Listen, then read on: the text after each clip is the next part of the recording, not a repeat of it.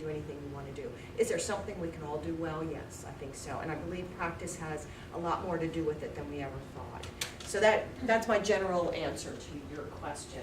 The first thing I'm going to do, I actually want to hand you out some Post-it notes.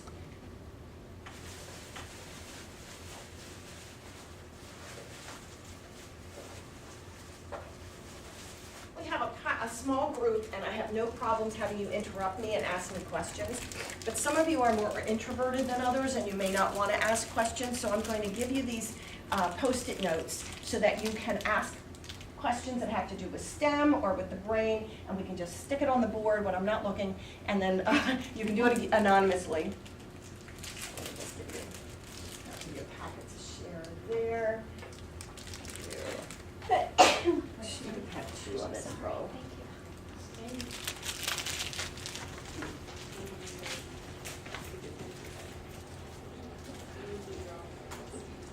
No, sure. I'm sorry. For you guys and for you guys. Sure. So just the idea of a curriculum, have you ever used these in workshops before? The idea is that if you have questions that, and sometimes I might even say, let's save that question, and you can just stick it up there. And the idea is that we address everyone's questions, whether you're introverted or not. I read a book a couple summers ago called Quiet, the Power of an Introvert in a World That Won't Stop Talking. One of the things that it focused on was that we now live in a society that truly admires the extrovert. The extrovert's really at an advantage right now. That wasn't always true. There was a time when the introvert, the reserved, more quiet individual was sort of seen as admirable, but we're not in that place right now. The book was fascinating because I'm actually, even though I'm standing in front of you, I'm actually an introvert, because what will happen is when I'm around people, I get very, it takes a lot of energy, so I need to spend some time alone to make up for that, whereas an extrovert is going to leave here today feeling more energized rather than tired from the process. So at any rate, one of the reasons I want to do this is I want to make sure I address every person. Some of you may be very introverted and not speak as much, but I want to make sure your questions are addressed as well. So, all right. When I did all that, I put the remote down, which was really probably pretty stupid. I don't know if anybody sees that around. That's right, here's. Okay, so let's go to the next one. So this part of where we are right now is we're talking about the students, the brain, and like why would I want to be a scientist anyway? So that's kind of where we are right now. We have just done this first activity where we are brainstorming everything we know about the brain. So here are just some facts to give you. The brain weighs about 3 pounds. It's a very small organ compared to many of your other organs. Does anybody know which one is the largest and heaviest organ? Do you know? Your intestines are very large and they're very long.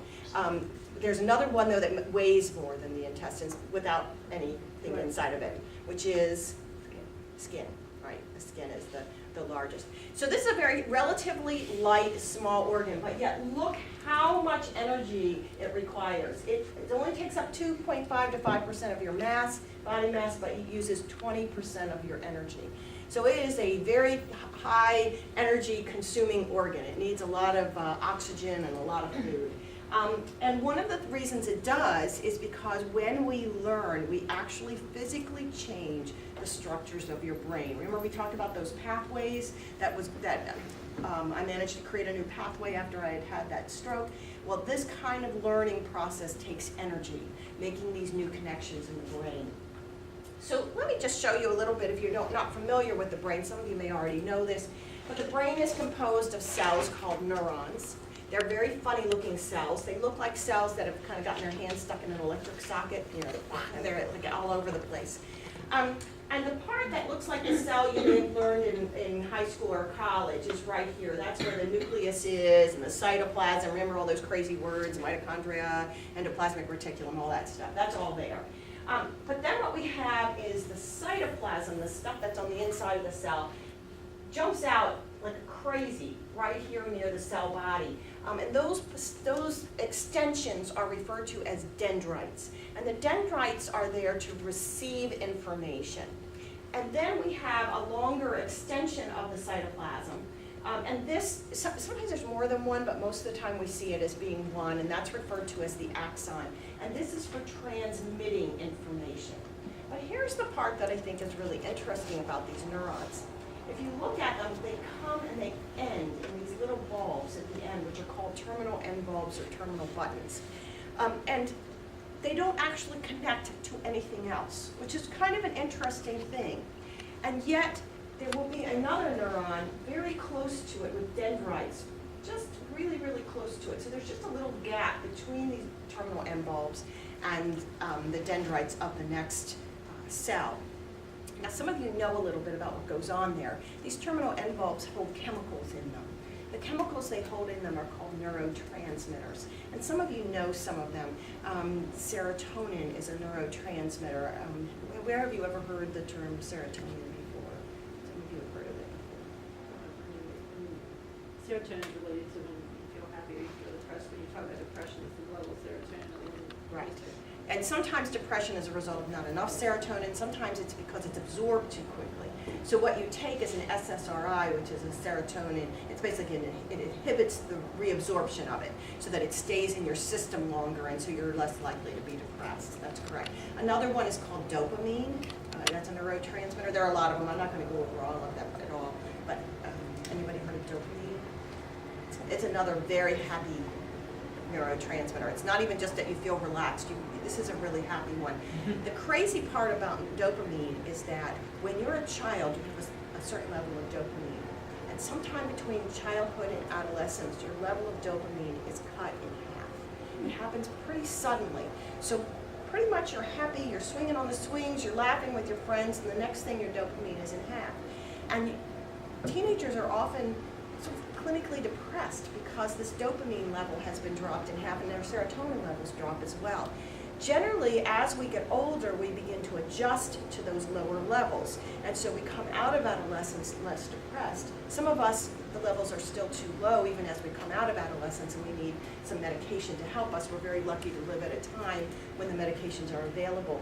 But sometimes I think we don't give people enough time to adjust to it. So, and the problem too with adolescents, teenagers that you're dealing with at their high schools, is that the levels kind of go up and down a little bit before they settle at that lower level. And so if you give an antidepressant, sometimes they can end up with too much serotonin, which is almost as bad as having not enough. So it's very challenging to treat with pharmaceuticals teenagers who are depressed. Rose, you had a question? Yeah, I just, what's the theory behind the drop? Is it puberty? Is it like the body kind of shifts gears towards puberty? Or? Yeah, that's a really good question. I have some evolutionary theories for why the prefrontal cortex gets real big, and why some of the other changes are going on. Why it drops in half, I do think it's preparation for adulthood, that in order to become mature and responsible, we have to have lower levels. But it's unfortunate that the drop is so rapid, and it's not a gradual. It's almost like a roller coaster until it settles down, and it's not like a nice, slow, gentle slope, which would be a lot easier, I think, for us to deal with. My guess is that it is triggered by the hormones, by the reproductive hormones. It's saying you need to be able to be responsible enough to take care of a child, but I don't have that. That's just my guess, so that's not anything official. So this is just the written version of what we've already talked about. Some of the other neurotransmitters besides serotonin and dopamine, we have adrenaline is actually a neurotransmitter. It's also a hormone. It's secreted by the adrenal glands, but it's also in the brain. Acetylcholine is a kind of inhibiting kind of neurotransmitter. So some of these terms you may have heard of before. And so basically what's going to happen is one neuron will receive the information. In fact, we have very specialized neurons that receive information from the external world. You know where they are congregated. We have specialized neurons in our eyes to pick up visual stimulation. We have specialized neurons in our ears to pick up auditory stimulation. And then they are sent to the brain, kind of like a relay station, through these neurons. Then a chemical is released, which stimulates the next neuron, travels through that neuron, chemicals released to stimulate the next neuron, and so on, creating a pathway. One of the things that we have discovered is that as we learn, we actually make more connections between one neuron and another neuron. So we actually create more pathways. don't know if you know the story. Anybody know the story of Einstein's brain? Has anybody read about it?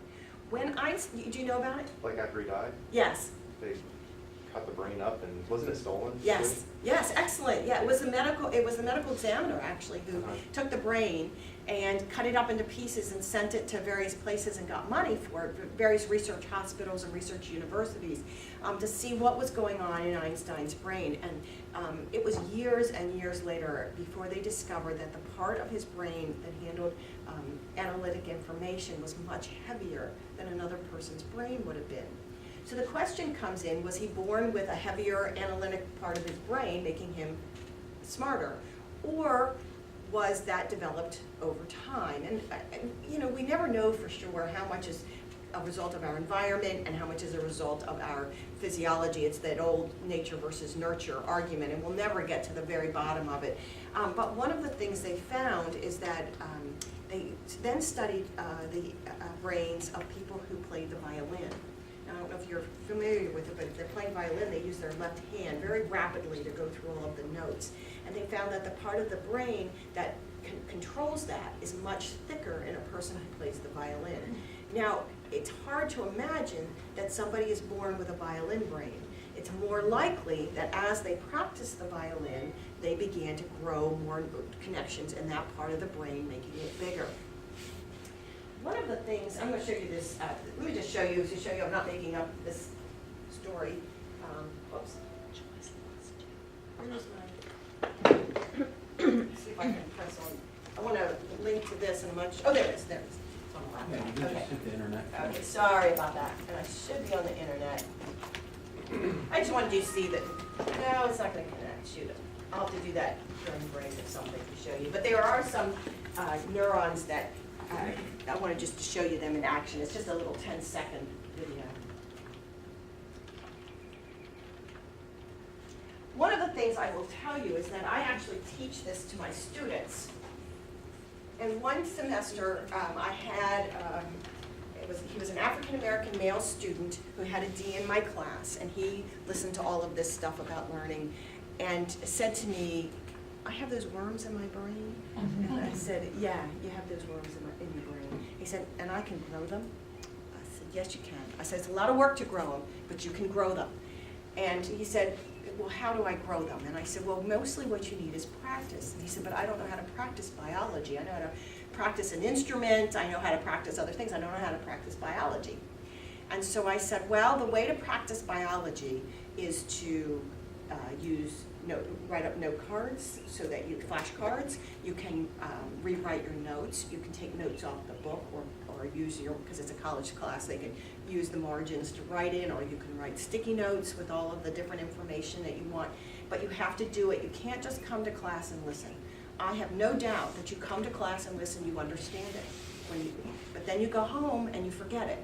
And the only way it's going to stick with you is going to be if you write it. And one of the things too, I don't know if you will have your students use laptops to take notes. They are doing studies now to say that using the laptop doesn't create the same kind of practice as actually writing it out. So my son was getting ready to take the LSATs, and he found that he couldn't take his notes on the laptop, that he had to actually write them out, and it helped a great deal. So at any rate, I will show you that video. Is it available, or were you not able to link to it? Yeah, we can, if you, was it on your USB?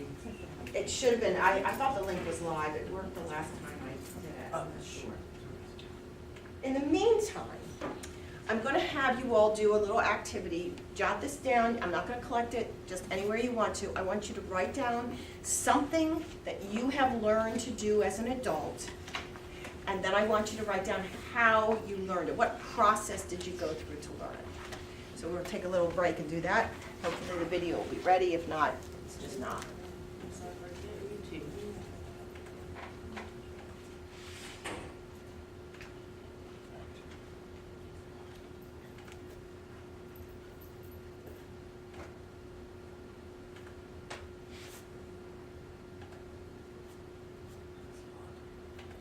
That's it. That's the one. Right, so now we've lost the.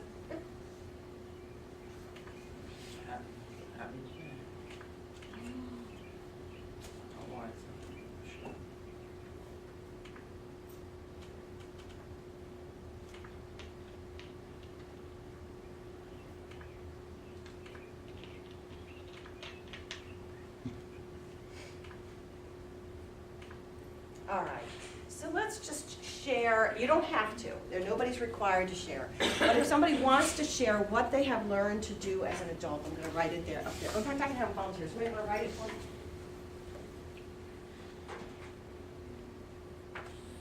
Anybody willing to come up and write it?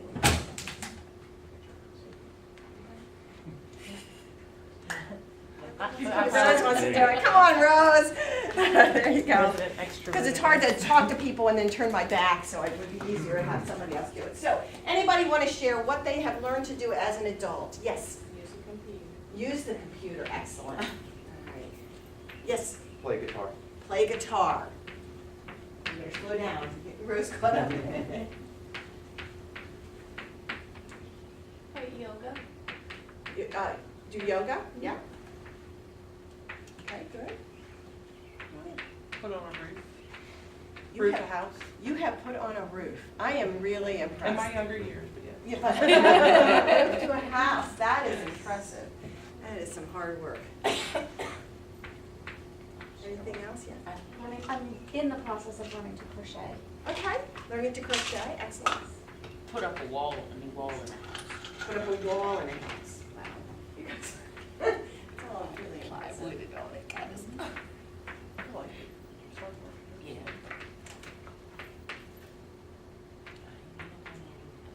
I think most of you have. Anybody else want to, yes, Lay hardwood floor. lay hardwood floor? Oh, yeah, I can show you. So let me show you what's going on in your brains while you're learning all of these new tricks.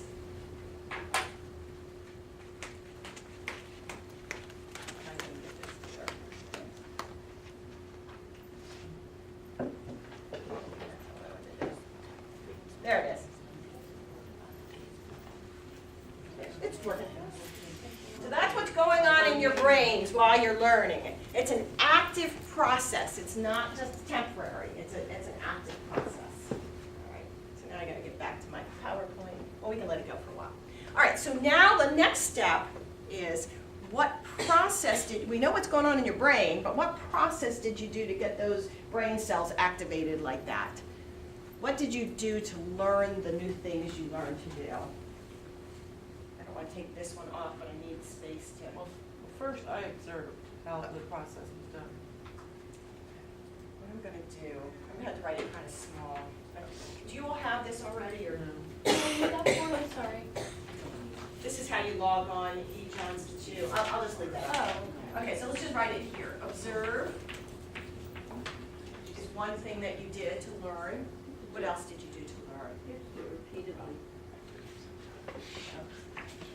Do it repeatedly.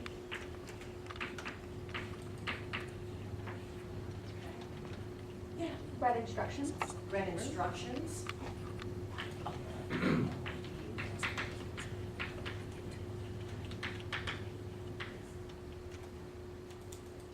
Take notes.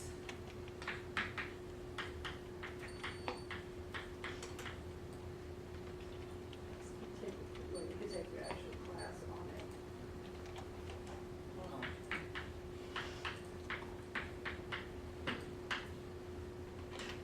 I would say most of the time you need to commit to it. It needs to be something you're committed to learning.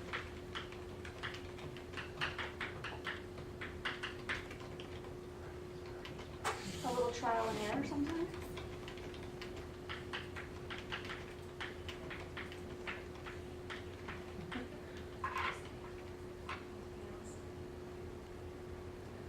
I'm going to show you what some of the experts say about it. Oops. There we go. How to get back to my PowerPoint. Good morning, everyone. Uh-oh. Good morning. Did we all get lots of exercise this week? Yes. Got rid of that. Okay.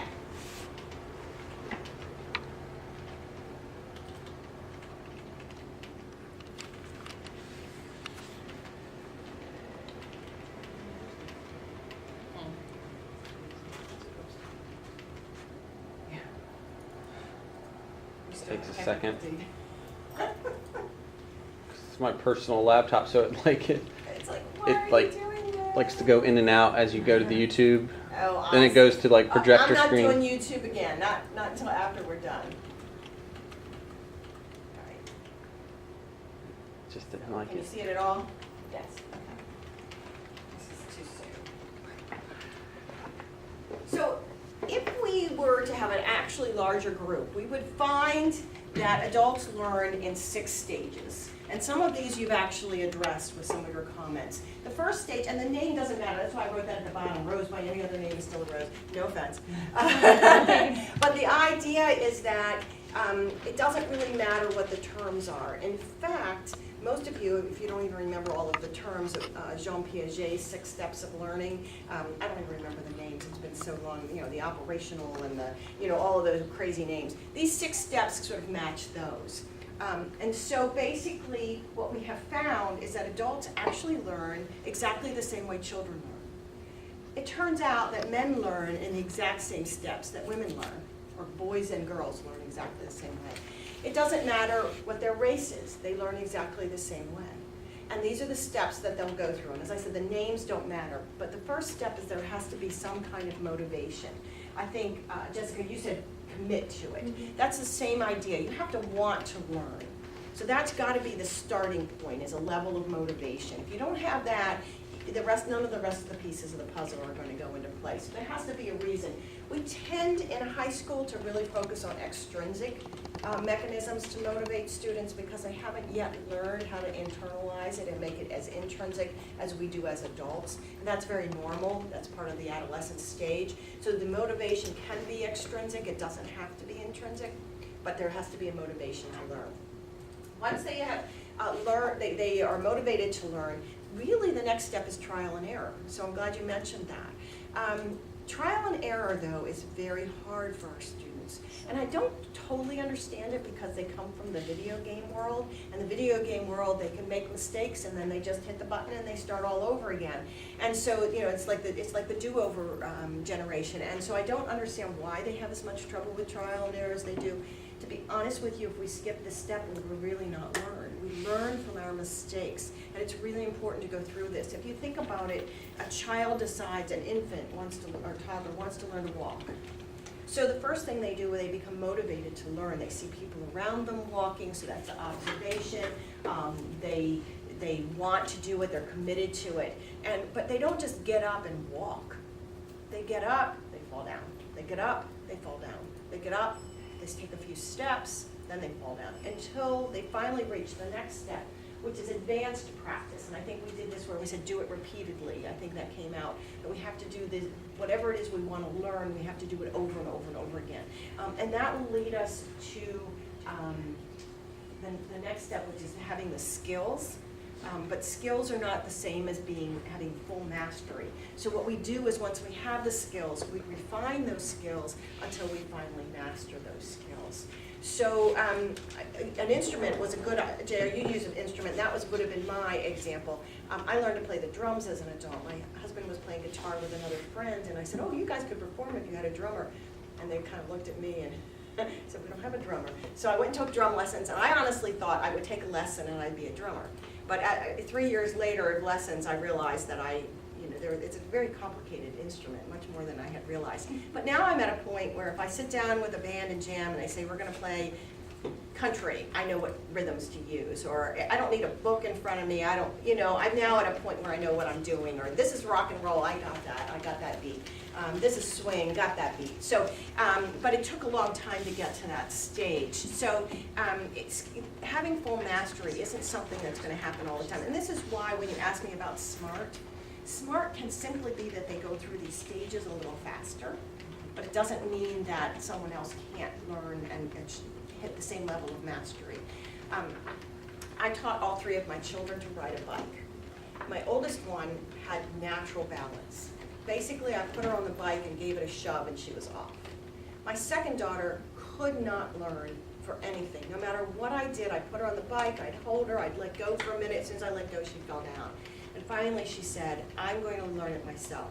So she went over to a curb, and put her one foot on the curb and the other leg on the pedal of the bike and just kept pushing off until she finally found her own balance. So she basically taught herself. And then my son, I taught him, it was very traditional, just the traditional way of holding the back of the bike until they find their balance and letting go. But gradually, he fell a few times before we got to that point. So the point is that we can all achieve this level of mastery. It just depends on how much time and effort we want to put into it.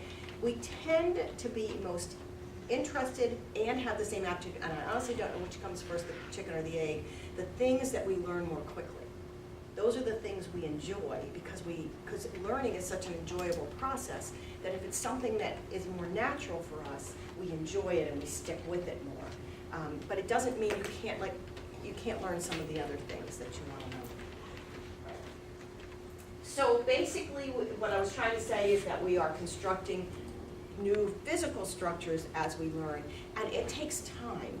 One of the things that worries me about the way we do things at college, it may not be as bad at the high school, but we have 14-week semesters. So if you have a student who's taking calculus and they don't pass it in 14 weeks, we come to this attitude that somehow they can't do it. But 14 weeks may simply not have been enough time for them to acquire the mastery that they needed. So we tend to be very time-based as opposed to being mastery-based. And that's an issue for me. I understand it. We're trying to teach so many kids and we have a time frame in which to do it. But we don't all learn at the same pace. And it would be nice if there was a way to deal with the fact that we don't learn at the same pace. And as I said, learning is pleasurable. All of you have had that moment in your lives when you figured something out and where it all clicked and you went, I get it. Remember you getting that feeling? It's a wonderful feeling. It's exciting. Well, you could be saying, I feel my neural network's growing. It's the same thing. Basically, you've made a physical connection in your brain. So it's a wonderful feeling when you finally learn things. If we could somehow pass that joy on to our students, that would be really wonderful. But as I said, some of them are going to learn faster than others and slower than others. And we're also going to see soon that there are other issues in their lives that may make learning more challenging. What I've really been doing is giving you the physiological basis of a sociological theory. Has anyone heard of the mindset theory, fixed mindset versus growth mindset by Carol Dweck? Basically, some of you are saying, you've heard of it, but you may not know much about it. She kind of accidentally stumbled on it, and she's got some pretty good YouTube videos up. If you just don't want to read the whole book, The Mindset, you can get the video, and it's about, I don't know, about 15 minutes. It takes a lot less time than reading the whole book, and you can get the gist of it. But it was really sort of accidental. What she did, though, was to discover that students who believed that the mind or brain could change over time versus those students who tended to perform better than those students who believed intelligence was fixed. In other words, if they believed that you were born with a certain amount of intelligence, they would say, this is as far as I can go, and they didn't perform as well. But students who believed they could expand their brains and that they could grow tended to perform much better. So one of the key elements here is to somehow get it so students feel as though they have this control over the brains. My student I told you about, my African-American male, had a D in my class. He ended the class with a B+. Because once he realized that he had some control over his own learning, he was able to proceed and do quite well in that class.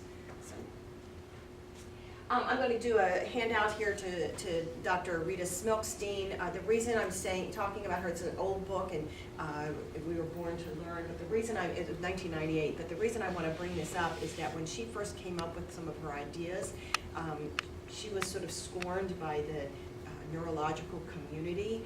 She dealt with doors slammed in her face and all kinds of issues, and now of course we're finding that a lot of what she said is true.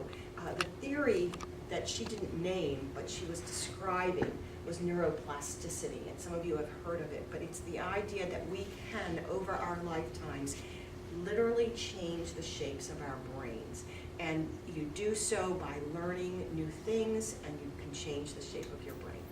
So Some other assumptions to talk about, we've done the first one, we've done the second one. The third one is significant too, because it is important to know that these pathways have to have a starting point. And if you try to teach them something, or if students are in a place where they're trying to learn something where they have no basis, they don't have the foundation, they can't construct the new pathways. So for example, if you have a student in calculus who is failing, it may be because they didn't have the foundational information in the first place, and so they can't learn it. It's not because they're stupid, it doesn't mean they're not smart, but they somehow didn't get that foundational information that they need to move forward in that subject. Think of it, if you went into a foreign language class and it was like the third year and you had no basis, you would feel lost, you would never be able to catch up. So it's important to know that we have these neurons, but you have to have a starting point in order for that to grow. So for example, this is a little bit more about muscle memory than neurons, but it's all sort of interrelated. I had been a gymnast in college, and then I wanted to see if I could do springboard diving. And although I needed to learn a lot of new skills, there was some components of the gymnastics that I was able to take with me. So I had a starting point, which put me ahead of some of the other students that were taking this springboard diving class. So, so we need a point. Each skill that we learn has its own pathway, but having a starting point is really critically important. Another one is that they are very specific, and if you don't use this knowledge, you will lose it. Some of you have probably noticed there are things you learn in college, like I just said to you, I don't remember all of the Piaget 6 stages of learning. I know operational was a word in there, but I don't have it anymore. I could probably learn it back a lot quicker than I did the first time, but I just don't use it, so I don't have that in my brain anymore. The other one that's really critically important, I think, for your students, both elementary and high school students, is how much emotions affect learning. It's really important for us to be able to secrete a certain amount of adrenaline to stimulate learning. Learning is stressful, and it's okay for us to have a small amount of stress, where our bodies are designed to handle a small amount of stress, particularly if it's very specific times. The problem comes in when we are dealing with very large stresses over extended periods of time. And then we secrete way too much adrenaline and it blocks the pathways. So if you have a student who is being beaten up, you have a student who's being abused at home, you have a student who's going through a divorce at home, they may not be able to learn because the adrenaline levels are too high to enable these pathways to grow. I had a student a few years ago, and her name was Angela, and she was in the nursing program taking anatomy and physiology with me. And she was doing very well. She had I think a high B or a low A, and she called me one day and said, I'm not going to make it to the next test. And I said, oh, I'm sorry to hear that. What's going on? And she said, my brother was killed in a drive-by shooting, and I have to go to the morgue and identify his body. So she came back after all of that had happened and could not pass a single test. And I said to her, you can do this. You just can't do this now. So give yourself some time to grieve and then come back. I have the luxury of being able to tell my students that, which I know you all can't. And she did. It took her 2 years, but then she came back and she's a nurse today. So finding a way to reduce our students' stress so that they can learn is a really important component of it. I know that that's one of your jobs, is to work with students who are in trouble, and you may need to, send them to other kind of resources to help them. But if they are under emotional stress, it's going to block the learning process. All right, now let's talk specifically about the teenagers or the adolescents. So what we're going to do now is I'm going to have you list every positive attribute that you can think of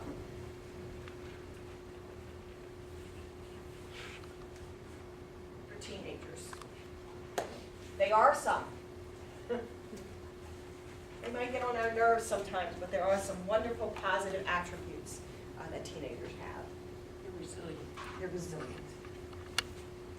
Creative. Resilient. I should have Rose come up again. Are you willing to do it? Okay. So I'll turn my back Really on testing my everybody. spelling ability. Resilient and creative is where we are.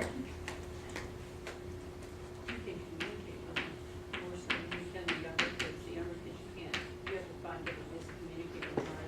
They're more able to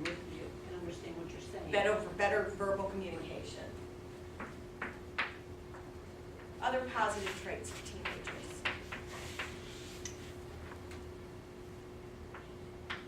They're usually motivated by, they have different motivations, but once they're excited about something, they're into it. Okay, so how would we say that, because it is selectively motivated? How about that?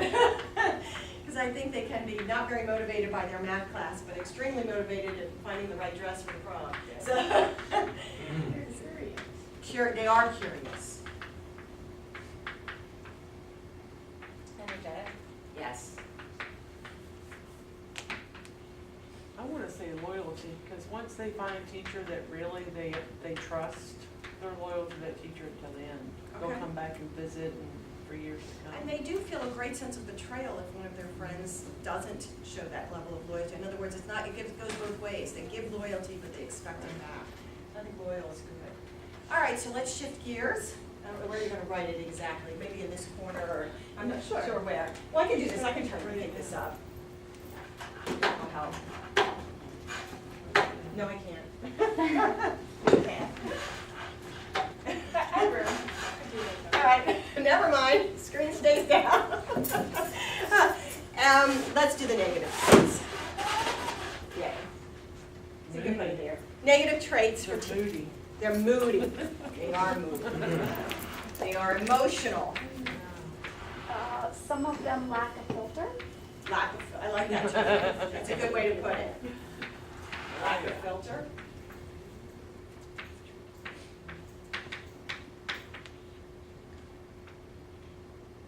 I don't know, it's not necessarily their trait, but social media as a whole is such a negative with teenagers and their, Addictions. just what they're willing to put out there. It's so unsafe, some of the things that they're posting on social media. They don't have a judge of that, the boundaries. Appropriateness, I guess. They lack critical thinking, lack judgment. Impulsive. They don't have boundaries. What were you saying? Impulsive. Impulsive. Impossible.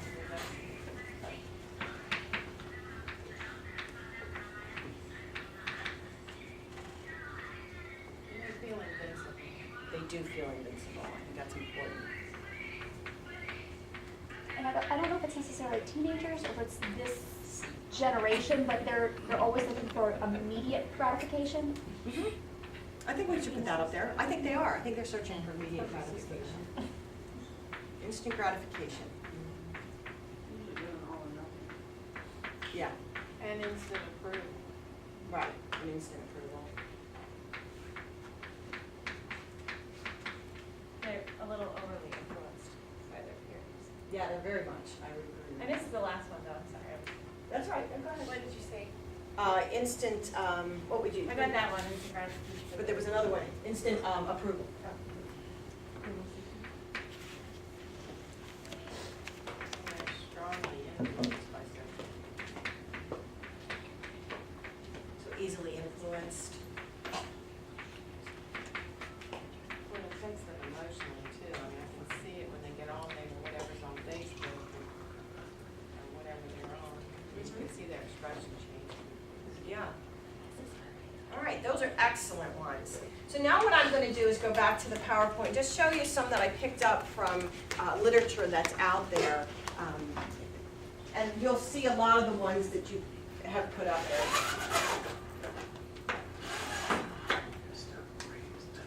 So some of the positive traits are that they're passionate, they are exuberant, that's where you said energetic, they are strong, they are physically at their peak. They are smart, they are energetic, they are social. One of the things though is that they are also risk takers. Now you're going to find that's on both lists, right? They are impulsive, they can be unmotivated when it comes to things we want them to do, right? They are emotional, they are aggressive, they lack self-control, that was where the impulsiveness comes from, and the lack of the filter. They are perplexing, and they are risk takers. So risk takers comes up twice. So I want to tell you a little bit about the evolutionary theory behind this risk-taking behavior. There's no way for us to know for sure. So this is just the theory that's out there. The theory is that In days gone by, back in the caveman days, a male would end up staying in his tribe and reproducing with his sisters or his cousins unless he left the tribe to go to find another family. In order to leave, it was scary to leave. They had to have enough courage to face the woolly mammoths and whatever else was out there, and then face a new family and whatever they had to do. And so in order to have the courage to basically leave the nest, leave home, they became risk takers. So the question comes up is, how do we deal with this risk taking once they become teenagers? I can remember as a young person, I loved riding my bike. I would get on my bike and I would ride everywhere. I loved the wind blowing through my hair. I loved going downhill, and when I was feeling particularly courageous, I'd take my hands off the handlebars and scream at the top of my lungs, and it was exhilarating. So when I got to teaching my children to ride a bike, I was so excited for them. You're gonna love this. And so I can remember getting them out and putting their helmets on and their elbow pads on and their knee pads on and giving them rules. You can only go to the end of the street and back. And I realized that I was keeping my children safe, but I was not providing them with this opportunity for some real excitement. So what do kids do if they don't have general excitement like that in their lives? What do they do for risk-taking? They manufacture it. They manufacture it. And they do things that are much worse than taking your hands off the handlebars. Yes, I was in a little bit of danger when I did that. I wasn't safe. But now what do? They drink heavily, they drive while they're drinking, they drive really fast, they engage in unsafe sexual behaviors, they text while driving, they do a lot. So the question is, the drug issue is really problematic because this is the time when they want to take a chance and try these drugs, and this is when their brains are going through massive changes. This is like the worst time for them to engage in drug use. So the question is there anything that we can do to resolve this risk-taking behavior in a safer way? And one of the things is that even if you're dealing with introverts in your school, they are still very social at this age. They need to have that socialization. It seems to help reduce the amount of risk-taking if they are engaged in social activities. So to some extent, this is up to your teachers because it's an opportunity for them to do teamwork in the classrooms and provide them with creative outlets. But it's, yeah, I don't give a break, so you just have to step out when you need to step out.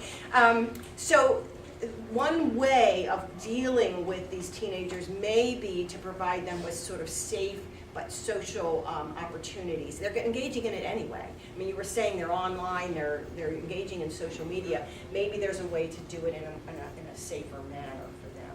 So that's one thing that we can do for them. So what I want to do is talk a little bit about why they are so different at this age. I told you that we now have these MRIs. It's really wonderful because it used to be that we could only look at brains after someone died. We would look at them when they were, since babies died, a lot of infants would die. We could have baby brains, and of course old people died and we had old people brains. So if we compared baby brains to old people brains, we found that the old people brains were bigger than the baby brains. So hence we thought the brain developed in a very linear fashion, that it just simply got bigger slowly over time. Some of the brain parts do that. So for example, the parietal lobes and temporal lobes and even the cerebellum, they are all involved in this very linear growth over time. The part that doesn't do this, and this has been a relatively new discovery and it is still being studied right now, NIH and UCLA are in the midst of a longitudinal study to look at this. The frontal lobe, the part that's here, particularly the prefrontal cortex, does not grow in a linear fashion.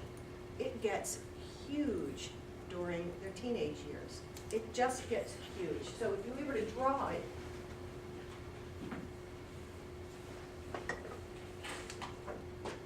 here would be, say, the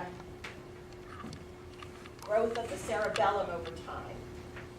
Here's the growth of the parietal lobes over time. This is the growth of the prefrontal cortex over time. It gets really big. It gets crowded with neurons. The frontal lobe is involved in judgment. It's where the critical thinking takes place. It's where decision-making takes place. And it is overrun with neurons. It's almost as though if you would imagine yourself planting a garden. So you go and you put your little seedlings in. There's your elementary kids, right? They're all nicely planted, under a lot of control. Then you go on your summer vacation. And when you come back, you have this weedy, messy, crazy-looking garden. That's your teenager. And then you prune it back until it's neat and fully mature, and that's your adult. So these teenagers have these very naughty, messed up brains. So as a result, they begin to send decision-making to other parts of the brain. So for example, they might send it to the amygdala, which is a very emotional part. Imagine for a minute that you're walking down the halls and you see one of your friends and you say, "Hey, Sue," and she walks right by you. You might think, she's thinking about something right now. She's got something on her mind. Won't bother you. So you're a teenager and you're walking down the hall and you see your friend, "Hey, Sue," and she walks right by you. Oh my God, she hates me. Right? Because they can't reason it out. It goes to this emotional center of the brain. So that explains that part of it, at least. But this is the part that's crazy. So the question comes in is why? They've done some studies. They haven't really been able to look at developing worlds. So there is this possibility that they get really naughty-brained because we have so much stimulation in our society. But they have been able to study monkey brains, and they find that in adolescence they go through the same thing. So this may be something that's universal, that all humans go through and during these adolescent years. So the question is why? And we don't know. I mean, this is something that's going to take time to unravel. But one of the theories is that they have to grow all of the neurons for all the potential. So there's all this potential. And then as they begin to make decisions as to who they are and who they want to be and what they want to do, they begin to prune away those extra neurons that, like weeds. I don't need that pathway. I can get rid of that one. I don't need that pathway. And so the pathways become clearer and clearer, and as they get clearer, their brains come back to a normal size so that they can think things through. So that's one of the theories that's out there. So just to throw a few questions out there for you, knowing this about teenagers, and I will add to it that it looks as though women's brains go back to normal, or what should be normal. It's still larger than when they were a child, but they come back to the right size for females between 18 and 22. For males, it's a little later. It's like 22 to 25 until their brains sort of become mature. The question then comes up, I have a couple of questions for you, just to think about it. So what about, we're at war, and we enlist men at the age of 18. I'm telling you, they got this massive brain, they cannot make decisions. And how do you feel about that? Just throw in that one out. So by a large number get killed. Right, because they don't have good decision-making skills. I asked a class this once. Just out of curiosity, I wanted to see what they would say, and it was really interesting. It was the thought was split down gender lines. Every female in the class said that no one should, that men and women would need to be older before they went and enlisted. They couldn't be that young because they can't make decisions. They were adamant. The men had the exact opposite. They said once they're 25, they're no good as a soldier anymore, because we don't want men who can think. We want men who will follow orders. It was just a really interesting phenomena to see how they thought. Then I started thinking about, is 18 the right age to vote? And so we started laughing about the concept of putting MRI machines outside the voting booth. So, okay, your brain's not mature enough. You can't vote. You're out. You got a mature brain. You can go in. And then why 18 for voting and not 18 for drinking? And so there's all of these questions, and then the big one, which is really, they are doing some research into this, is we have arbitrarily picked 18 as adults. And so if someone commits a crime and they're under 18, they're treated one way, and if they commit the same crime and they're over 18, they're treated entirely another way.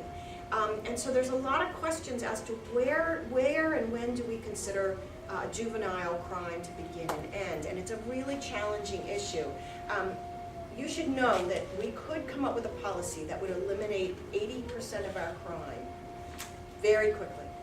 All we would have to do is incarcerate every 18 to 25-year-old, because 80% of the crimes are committed by 18 to 25-year-olds. So obviously we're not going to do that. I'm not suggesting that we do that. But the concept is that we are still dealing with very immature minds, but yet they have been allowed to be treated as adults. And so there are some issues here that go on. I have a friend whose daughter went off to college, and of course nowadays in college, it's very different than what you're dealing with. For you, if you don't tell the parents what's going on, you're in some legal problems. For me, at the college level, if I so much as, I cannot say anything about their child to the parent, because if I do, that's against the law. It's very important for me not to be able, I had a parent once called and said, I need to know if she's in class, she has drug issues, and I'm trying to track her, and I said, I'm sorry, sir, I cannot tell you whether your daughter was in class or not, because she's over 18 years old. And so what happened in the case of my friend is her daughter went off to college, and of course the grades go to the student, they don't go to the parent.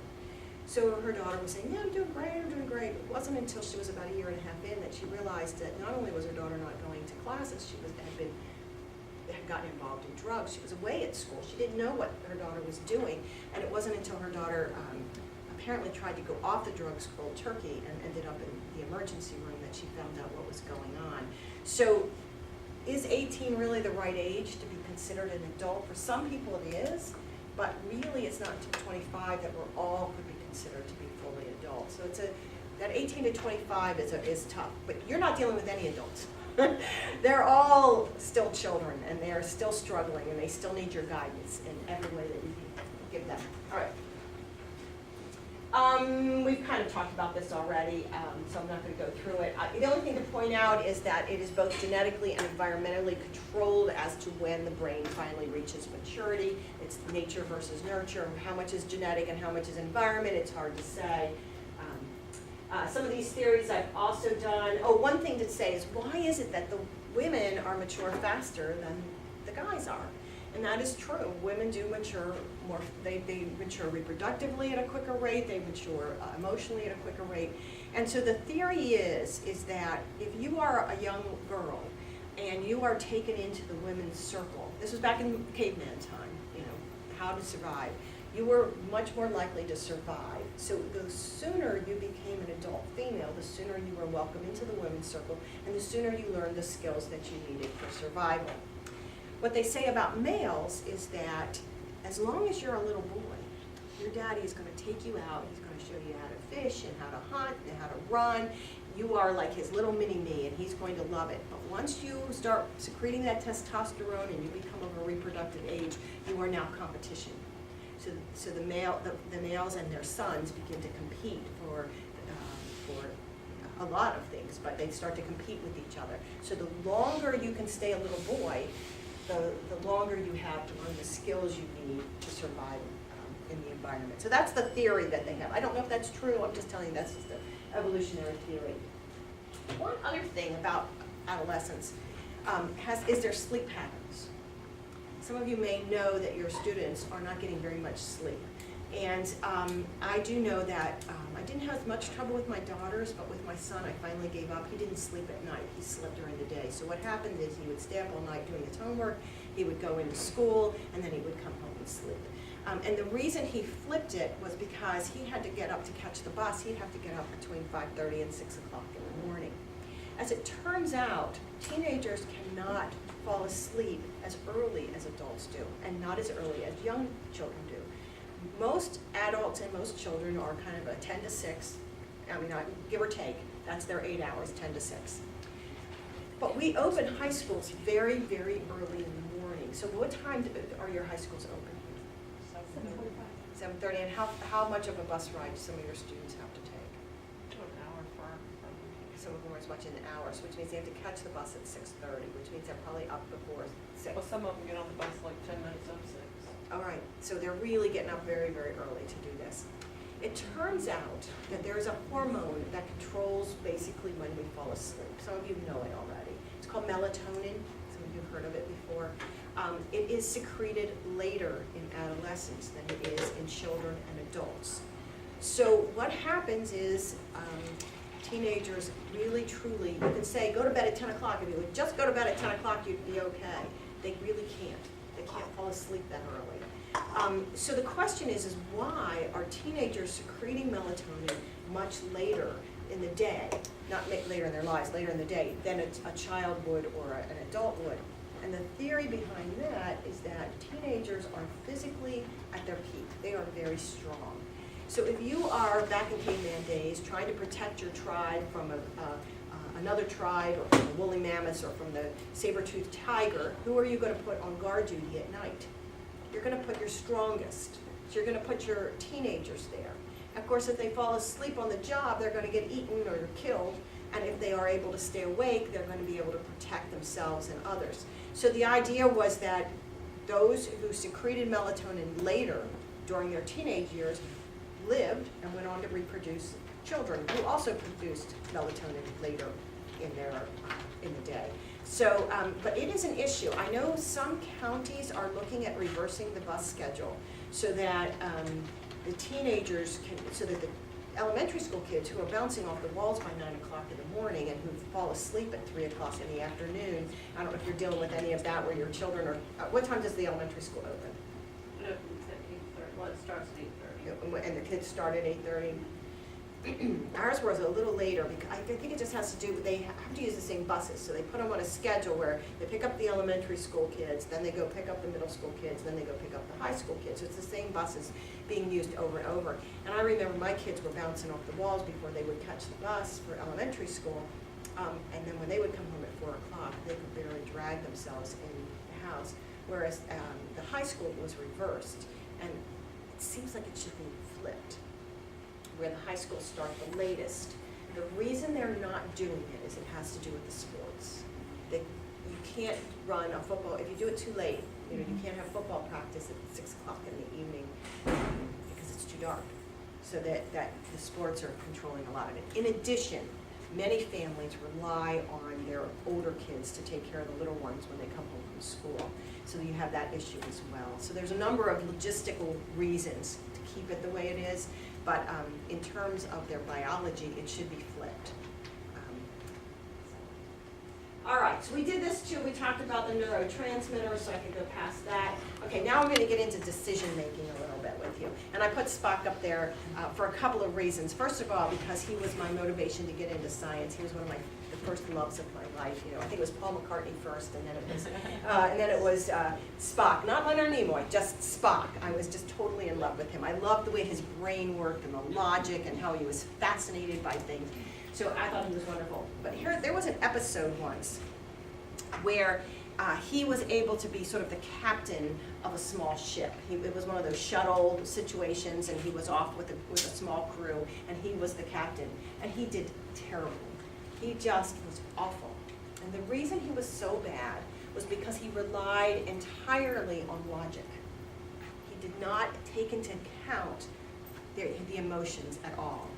And so it turns out that most of us really do, when we make decisions, take in a tremendous amount of information. And yes, we are influenced by logic, but we are also influenced by our emotions. We are also influenced by our mistakes. And I didn't make that word up. That was in some of the literature. It's actually called the oh shit circuit, which means I made a really bad mistake. And oh shit, what am I going to do about this? And then you don't make that same mistake again. So it's an important learning process. We are also motivated, our decisions are motivated by our fear of failure. So all of these take into account how decisions are made. So now what we have is a teenage brain that's super large and weedy and too many neurons. We have the fact that emotions come into play in making decisions. We also have that fear of failure comes into play, and we also have this sort of oh shit circuit that we mentioned about. So we have all of this going on in our teenagers. I would say that your job as a high school counselor is one of the most important positions because, at least if you're not being used up proctoring tests. Just to throw this out there, my husband's a legislator, he's a delegate for District 12, and he proposed a bill this year which was just signed into law, which was the development of a commission to investigate, or basically do a cost-benefit analysis of all the testing that's going on in the schools. The belief is that there's redundancies in the tests, that the tests are creating competition between schools and communities, that the testing is taking up too much instructional time, and so there's a lot.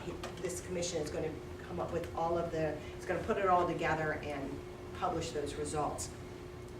He wanted to just go in and say, let's get rid of X test and X test, but he knew it wouldn't pass. We're having trouble even getting rid of the kindergarten readiness test, which I think you guys have to deal with. Now tell me if I'm wrong, but based on what I know of the kindergarten readiness test, they were already doing readiness tests, but this one specifically has to be delivered by the teacher to each student individually. And so the teacher has to bring in a substitute while they're doing this testing, and it has to be done at the beginning of the year, so it takes a while before the kids ever really meet their teacher. Maybe they have to do a test and then they have to do an observation to see like different, like having motor skills that they have to do. It strikes me a lot of instructional time is being lost. So, and I also think these testing companies are making lots and lots of money, which really worries me a lot too. So, at any rate, but I do know that based on what my husband, he's just coming out of a school now. I've been at a high school for many years, but he said that oftentimes the tests have to be proctored by professionals, so they cannot be proctored by substitutes. They have to be proctored by school counselors or teachers. So I would imagine some of your time is spent doing this testing, which is a real shame because what your students really need is guidance. It's really what they need advice, they need counseling. And so that's kind of a shame. One of the things that plays into our emotions that I think we have underestimated, if anybody read Malcolm Gladwell's books? I'm reading Tipping Point now, I read Outliers, I read Blink. I think he's really onto something. And so I'm going to ask, actually, JR, I'm going to ask you and Rose to stand. I'm just going to pick on both of you. You can just stand right where you are. So I want you to imagine for a minute that I am in charge of my own engineering firm. And Rose has interviewed with me, and JR has interviewed with me, okay? So, let me come over. Thank you. Thank you. JR, thank you so much for coming. I really appreciate it. It was really nice to meet you. All right, so, tell me what was the difference? You guys would say. Your enthusiasm. All right, I had enthusiasm and tone of voice. Who's getting the job, by the way? JR's getting the job. Okay, so I did a couple things. One of the things I did differently is I had a lot more enthusiasm in my voice. I did not break any laws. You could say, well, that's gender bias, but I didn't do anything against the law, right? I said almost the same thing, but I had a lot more enthusiasm when I talked to JR. So what else was different? Like eye contact. I made eye contact with him. I kind of looked down at your name tag when I shook your hand, and you noticed it. They might not have because you're in the back of the room. But when I shook hands with Rose, I looked at her name tag and nodded her eyes. I glanced briefly, but that was it. When I looked at JR, I looked right at his face, right in his eyes. So that's another difference. Another difference is that I did not say Rose's name. I only said JR's name. These are all what we call micro messages. These are very small, minor things that we do all the time that show our biases. We might not think we have biases, but we do. So I'm going to run you through an exercise that I think I got from Blink. So those of you who are reading Gladwell already know it. I'm going to go ahead and do it anyway. I'm going to give you a list of names. You don't have to write them down, but mentally put them into two categories, male or female. Lisa. Bob, John, Mary,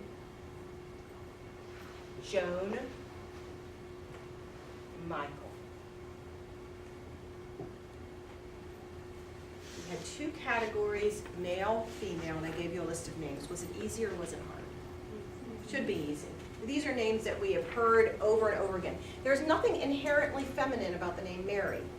Why do we think it's a female? That's what we know. Because that's what we know, that's the association we have made. Whenever we have met a Mary, it has been a female, and so we make that association. Okay, so I'm gonna make it a little harder now. I'm gonna make the categories so that if we make this, we're gonna put two associations together. So I'm gonna give you some words, and you need to put it under either male, and you're gonna share it with career, or female, and we're gonna share it with home, family. All right, so we're gonna share these. So I'm gonna give you a list of words again, and you can just either write them down or just think it through. So we're gonna go with Michael,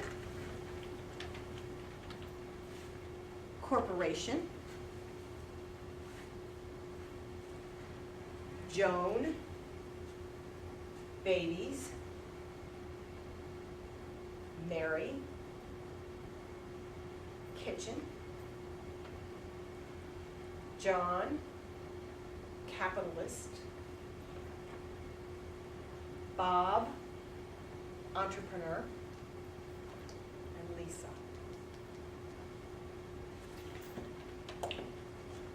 Was that hard to do?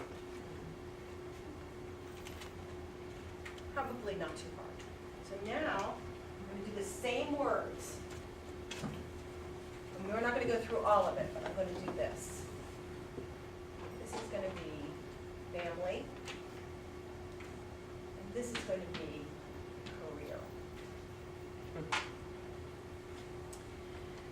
And I'll just get started. I won't go far with it. I'll just get it started. John, kitchen. Mary, babies. Joan, entrepreneur. Lisa, corporation. Chances are you did fine with that also. But when they have done study after study after study, they have found that it takes longer to do the second association than it does the first association. So pairing males with careers and women with families goes a little faster. It's not a huge bias, but there's a slight bias whereby grouping babies with men is a little harder than grouping babies with females. These are called implicit biases.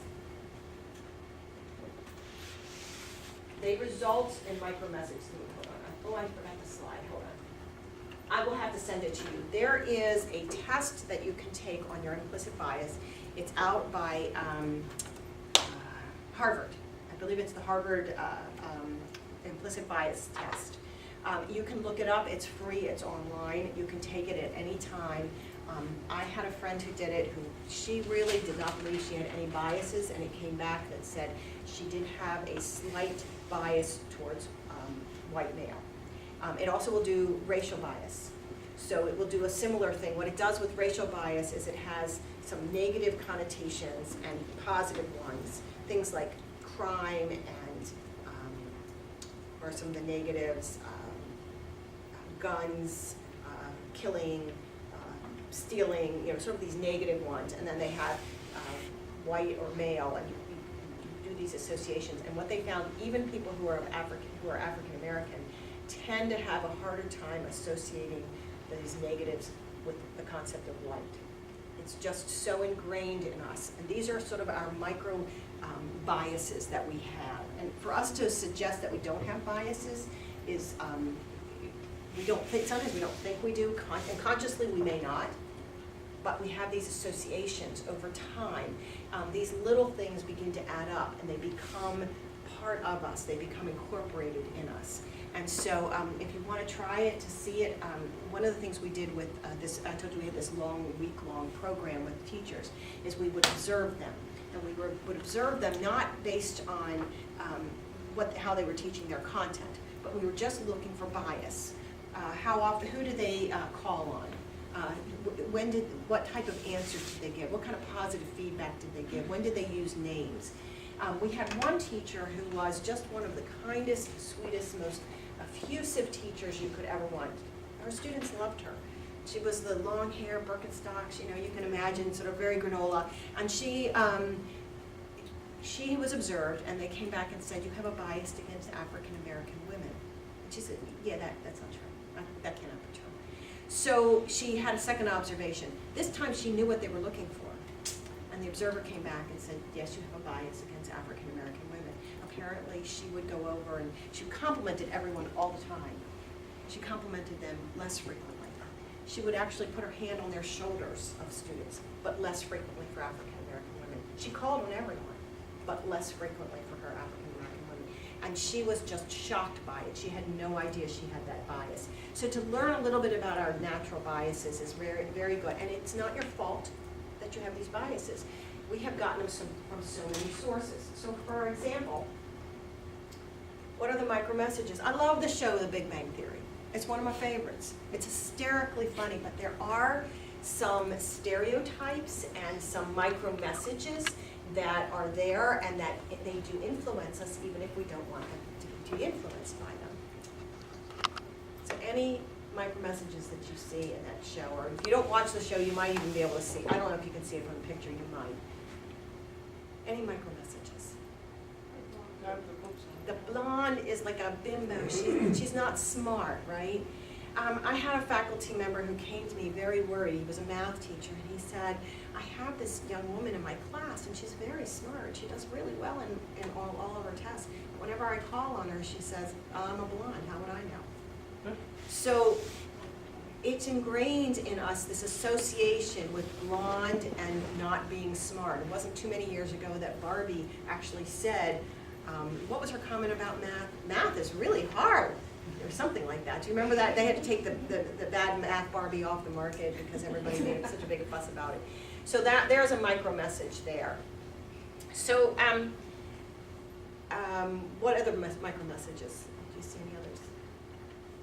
If you're really smart, you're socially Awkward. Yeah. Yes.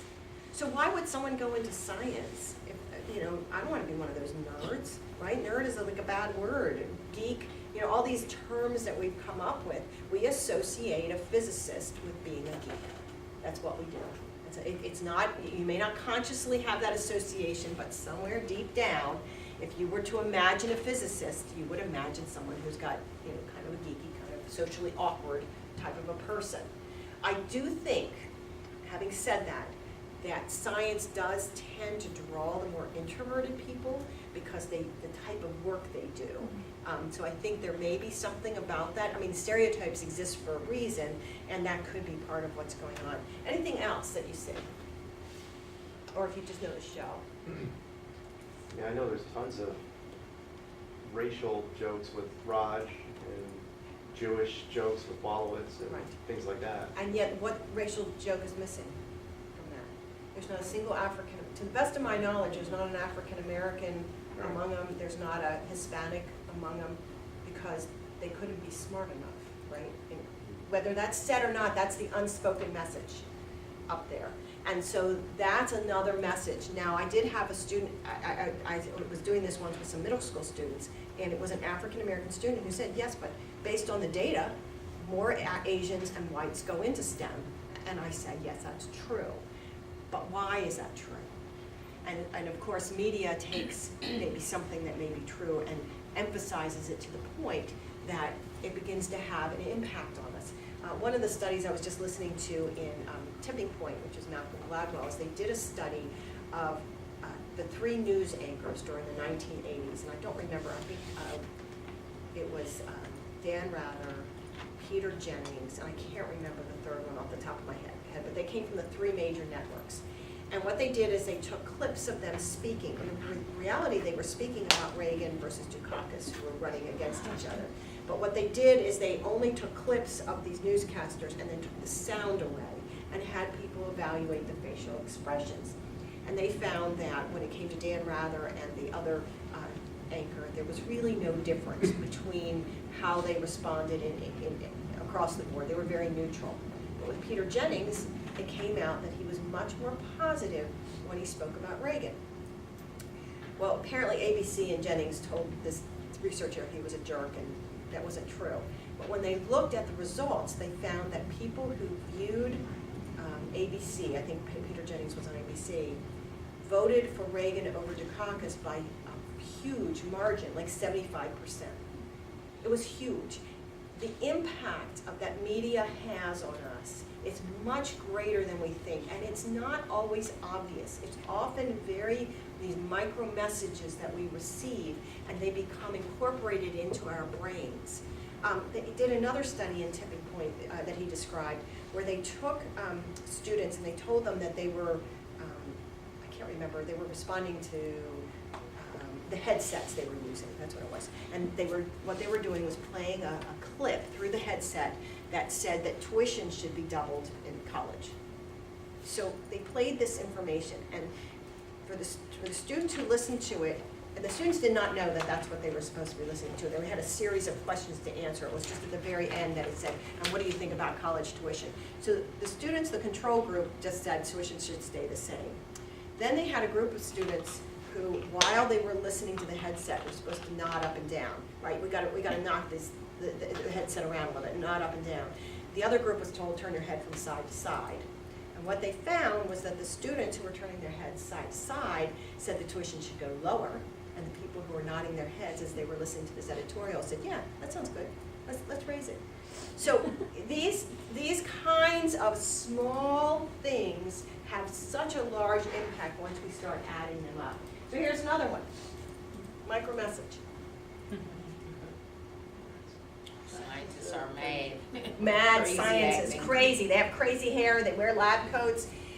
They did a study with elementary school kids, and they had them draw a picture of a scientist. Some of you may know this study already because it's been out for a while now, but they had them draw scientists. When they were in like the first and second grade, they would draw pictures of themselves. So if they were a female, they drew a female. If they were a Hispanic, they draw a Hispanic person. In other words, they drew somebody who looked like themselves until they got to the 4th grade. And then all of them had crazy hair. They were white men, crazy hair, lab coats. Where did they learn that? It was probably cartoons of Einstein, it was Doc Brown, it was, it was the media.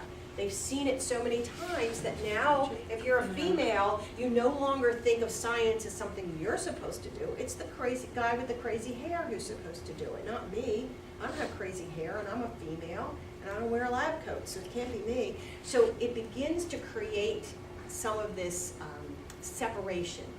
It starts really young, elementary school. They've already started to get this notion that if they're a female, they can't be a scientist. This is a great video. Are any of you familiar with this one? No, maybe.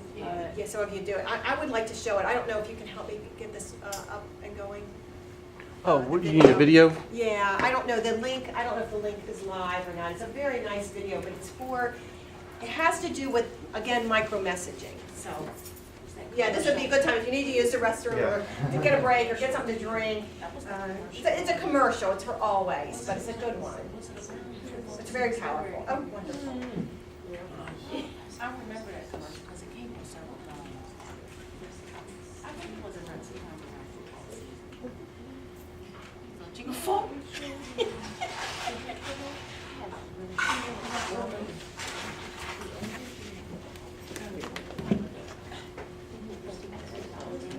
I don't know.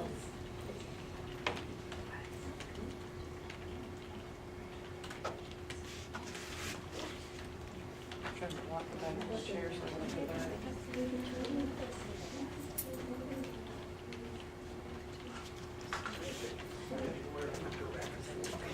I can do it back and forth. I'll just have to call on you. And I forgot. I didn't ask you your name.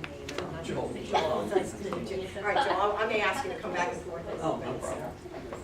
Not a problem at all. Wait till everybody gets back.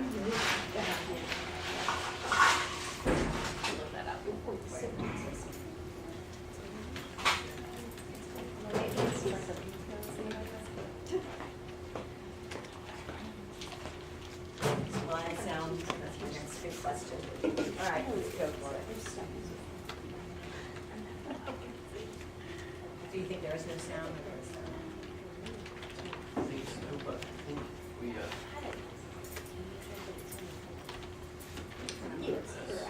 Okay. switch systems here. Great. That's good, because I have a few other videos I want to show. That have sound. This kind of thing, we make it first. Are we gonna give it a try?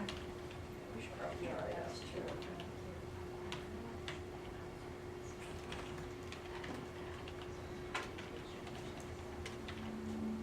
Hi, Erin. Hi. Okay, so I'm gonna just give you some actions to do, and just do the first thing that comes to mind. Show me what it looks like to run like a girl. My hair.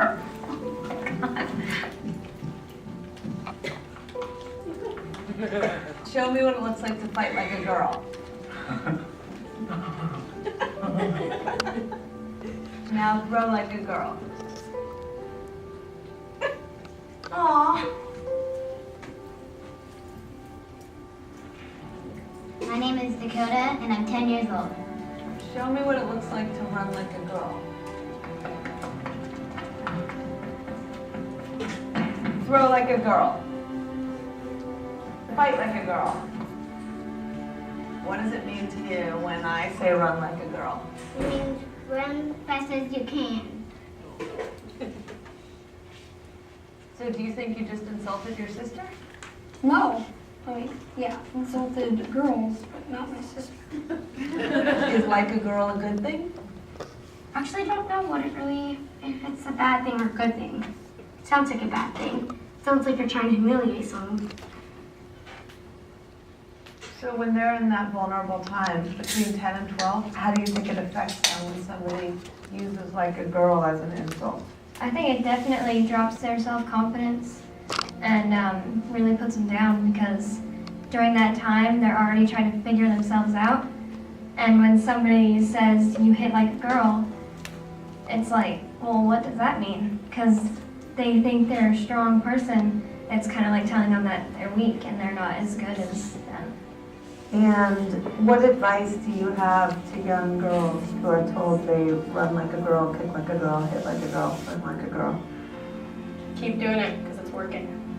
If somebody else says that running like a girl or kicking like a girl or shooting like a girl is something that you shouldn't be doing, that's their problem. Because if you're still scoring and you're still getting to the ball on time and you're still being first, you're doing it right. It doesn't matter what they say. I mean, yes, I kick like a girl and I swim like a girl and I walk like a girl and I wake up in the morning like a girl because I am a girl. And that's not something that I should be ashamed of. So I'm going to do it anyway. That's what they should do. If I asked you to run like a girl now, would you do it differently? I would run like myself. Would you like a chance to redo it?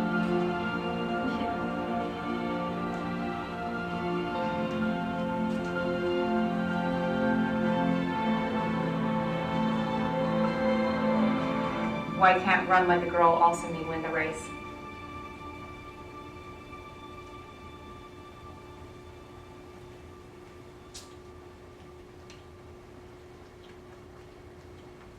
So there are now some efforts going on to try to counteract micro messages.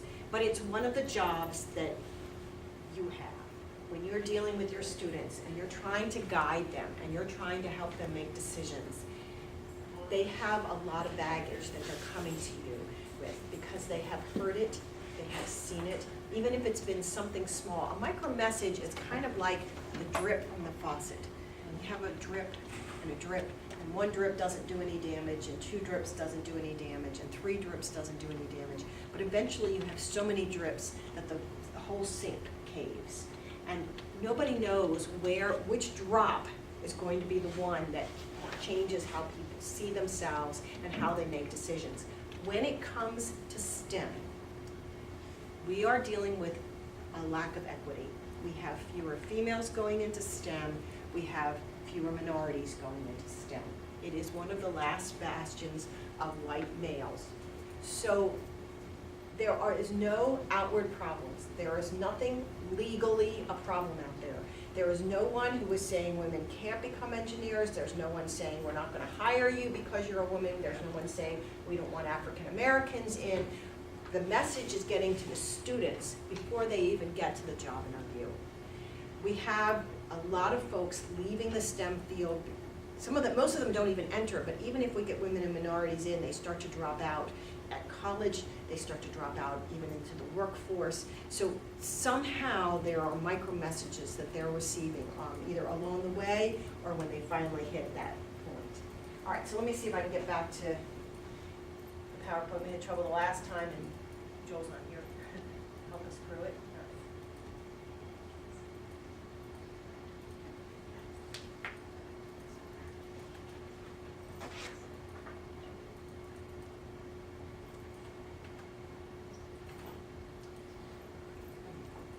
Back up. Yay. All right, so we've finally shifted gears and now we're talking about STEM. So before we move forward, we really should define what we mean by STEM. It seems obvious. We all know it stands for science, technology, engineering, and math, but it's not exactly what it means. There's more to it than that. So let's see if we can define it together. I would actually like to write on there, but I'll write it on the board.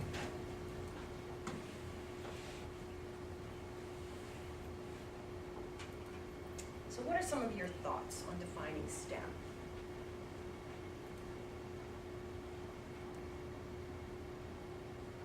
I think there's a perception about STEM being kind of like an elitist. Okay. I mean, I think that that's kind of what's been happening recently. Okay. Just throwing that out there. I mean, it's got a great connotation, but then now it's sort of like, I feel like it's, I don't know if anyone else feels like this, but I feel like now with STEM, it's kind of, yeah, exactly. There's this question that, well, it's not for everyone, you know, it's only for the, you know, intellectually superior students. Yeah, I've seen, for sure, read articles and studies, like, pushing certain, same thing, you're trying to do the opposite, you know, get more minorities involved and stuff, And then the other messages are saying, don't bother. You're not the right, bother you're not what putting we them want. on that track. One of the things I'm doing in the fall, I'm going to tell you a little bit more about it later. There is coming up a Maryland STEM Festival. It's across the whole state. It's from November 6th through November 15th. And what it is it's just this idea that we have STEM activities all over the state during this week so that all citizens in Maryland will have access if they want access. So it should be for teachers, there should be events for teachers, there should be events for students, there could be events for parents. So if you already have an event going on, I'm going to show you more information about it later, and you can host it during that time period. There's no money if you join up with the Maryland STEM Festival, but they will help you market, help you write press releases, help you do, you know, some of the stuff that you might need to do. So I'll show you more about that coming up. But one of the things I do during that is a conference called STEM Trek. And it's primarily for teachers. It's for counselors too. It's a bit of a trek for all you guys to get there because it's at CCBC Catonsville. But you would be more than welcome to come. But what I'm doing is I'm bringing 3 legislators in, and the theme is STEM is our final frontier, you know, or the frontier of our future. But the idea is that every citizen has to know STEM. And it's because there's a lot of legislation that has to be passed that requires STEM knowledge. How can you make decisions about the environment if you don't understand the environment? How can you make decisions about transportation if you don't understand how sort of the architecture or or how it's all organized? So these 3 legislators are all 3 STEM people, and they're coming to talk about that and just talk about why it's important for all citizens to have access, even if they don't pursue it. At least if they know about it and they're knowledgeable, that's an important component. So I appreciate that comment. And I don't mean it, I mean, I really appreciate all that STEM has to offer, but I do kind of feel like sometimes, you know, we as counselors, when we're made aware of STEM opportunities, it seems to me that a lot of times that there's a certain population of students that aren't really brought to the table And I think in the you're conversation. absolutely right. You're almost handpicking the right kids. This is the right kid for this. Right. And I think it is an issue. I know that in Baltimore County there was a change in administration, And there are some folks in that administration, Baltimore County Public Schools, where they think that students are either athletes or they're STEM people.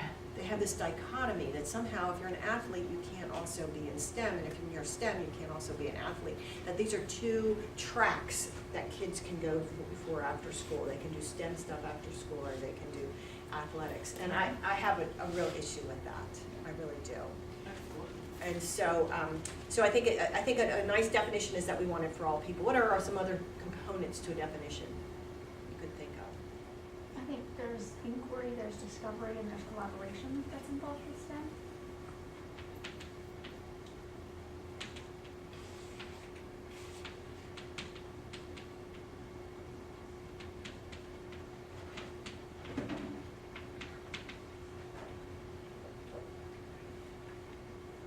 So we're getting close. We have science, technology, engineering, and math, put in parentheses, in STEM, is for all, for discovery, inquiry, and cooperation. So we're getting there. Anything else that you can think of that you would want to put in a definition?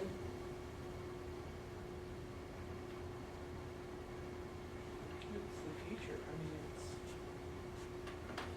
but most of your jobs will be consisting of, from a field of STEM. And prime example, we had a scholarship that, from our local community that no senior could fill out because no one was going into banking. Because they feel like it's almost a dying field, like the actual banking system the way it is today because of technology. It's a really important component because you may not know this, but in Maryland alone, there are between 18,000 and 24,000 unanswered jobs in cybersecurity. It is because banks now need people who know cybersecurity. We have to have cyber people at Kmart and cyber people at Target and Walmart. We need to have them in the schools. We need to have them everywhere. And so there are all kinds of jobs where people need that background. And so that, and I'm telling you this because it's more important for the high school folks to know it because their students, you can actually get certified at the community colleges. I don't know if Warwick has one or not, but you could get a 2-year certification of the Allen workforce that will grab you up before you graduate. For the elementary folks, whatever jobs are going to exist for your students, They aren't even there. they aren't even there yet. So really for you to focus on this part of it, teamwork, inquiry, discovery, and get them prepared for because that's not gonna go away. The specific jobs are gonna change, but those big things are not. One of the panels that I had not too long ago, I had an engineering firm there, I had Lockheed Martin there, I had a whole lot of industry. It was an industry panel. And they were addressing teachers. And so they were all STEM jobs. And they said, let me tell you what it's going to be like for these guys when they get hired. The first day on the job is logistics. They go and take care of HR and filling out forms and all that. Second day on the job, they're placed with a group, given a problem for which there is no solution, and told go at it. So they have to be able to cooperate with each other. They have to have the knowledge and the critical thinking skills to solve a problem for which there is no answer. It could be how to upright the space shuttle that has slipped in and out of position or out of orbit or whatever it is. This is a problem, you have to solve it. So teamwork is important, discovery is important, inquiry is important. I was gonna say, creativity is a big Yeah. component of STEM also that doesn't always necessarily get a lot of, it's not brought to the forefront. All right, so let's try putting it all together. If you see something else that you like, I'm actually gonna have to lean down to do this. All right, so.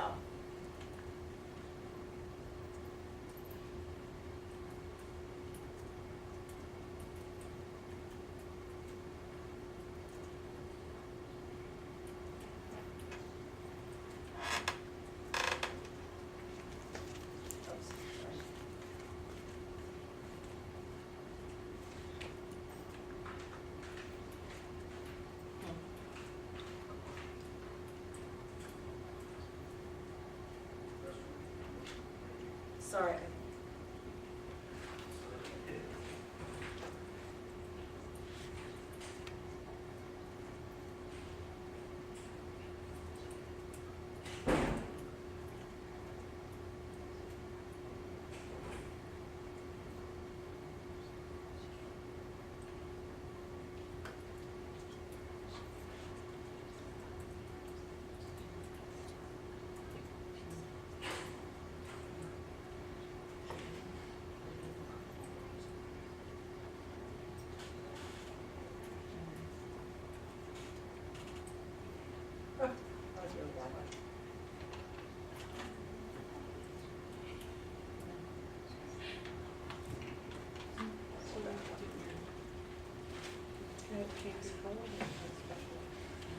So what do you think?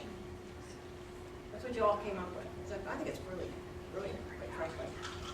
All right, so I have to make sure I save it, and when I send it to you, you'll get that. All right, back to.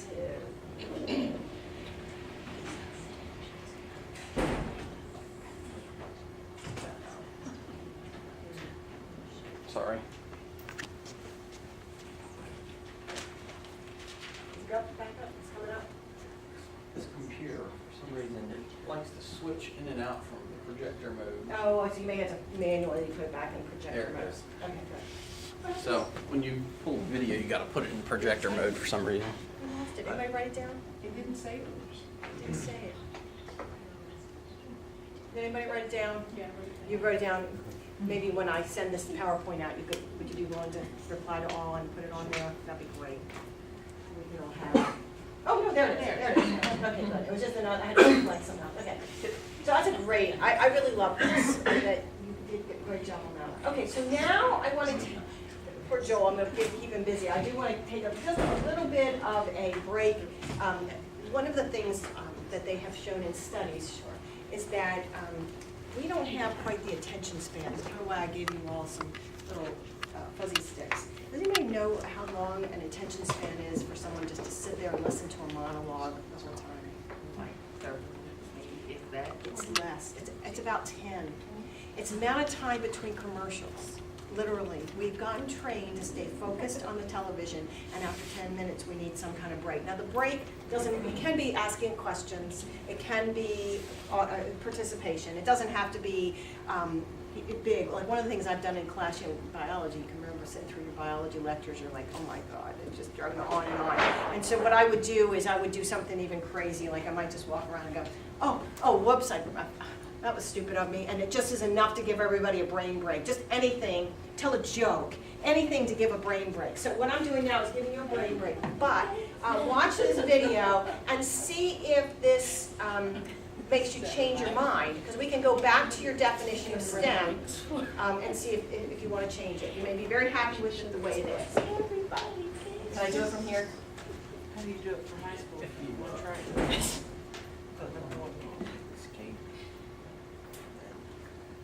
Is this the video you wanted? Yes. Okay. If you Here in see- my garage, just bought this new. Should have just controlled appearance, personalization, display, connect to projector. We may have a little commercial before the commercial. There we go. No, we're right in it. Good.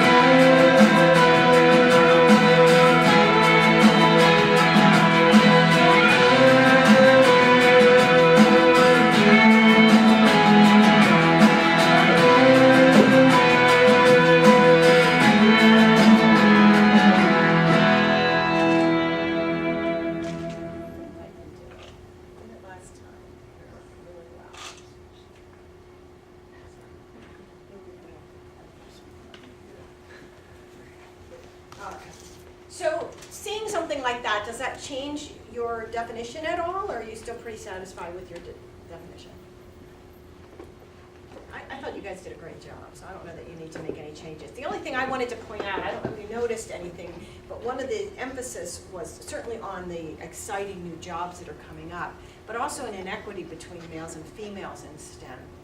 So I just wanted to tell a brief story. While my son was in college, he got an internship at the Consumer Financial Protection Bureau. And one of the reports he had to make had to do with student loans. And he was looking at different kinds of correlates while he was doing this. And so he looked and he realized that males and females graduate at college with the same level of debt.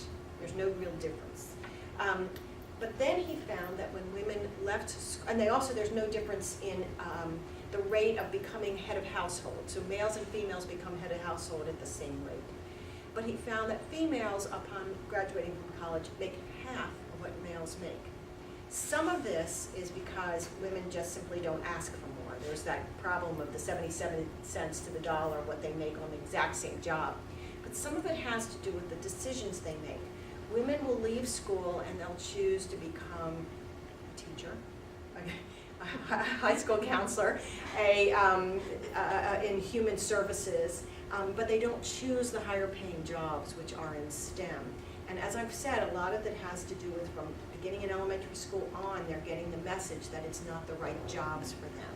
So if there's a way for us to just make them, it's not about the fact that all women are going to become engineers.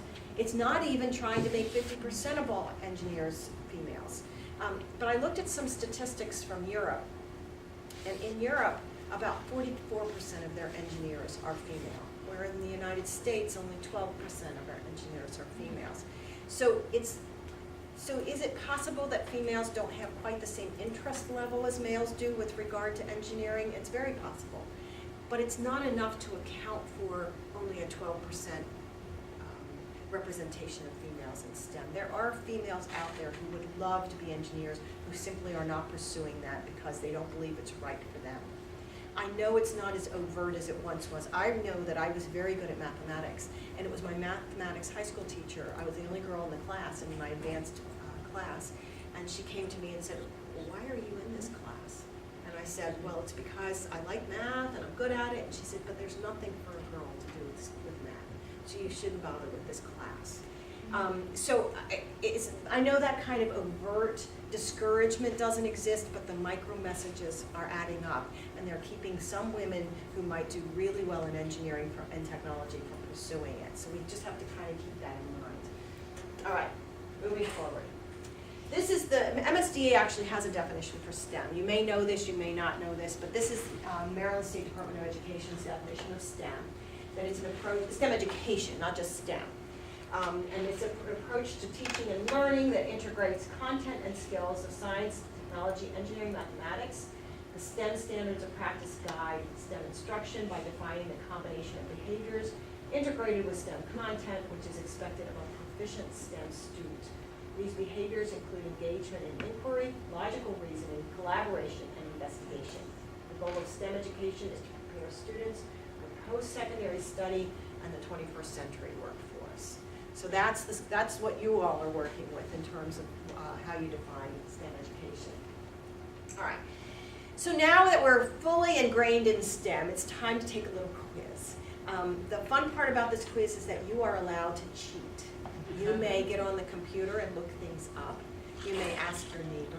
You can look at each other's papers. You can say, I want you to look up questions 1, 3, 7, and I'm going to look up the others, or whatever it is. So, but I'm only going to give you about 5 minutes to take the quiz. All right, so here we go. Here it is. See if you can fill in the blanks with as many of these as humanly possible. Good luck.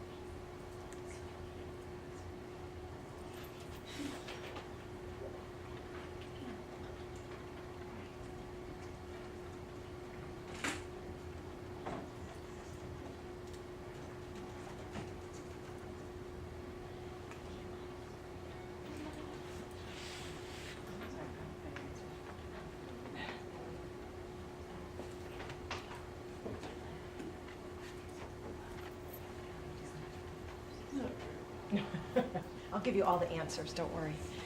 I just want to give you a little time to dig around and see what you come up with.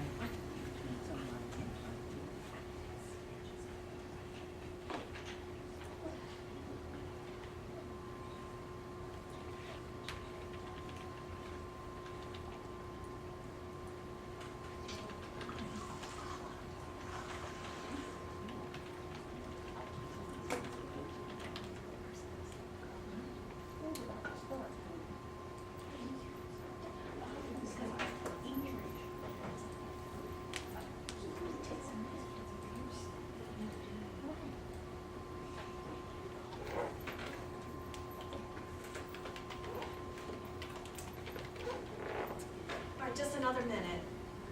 Get back to the other group.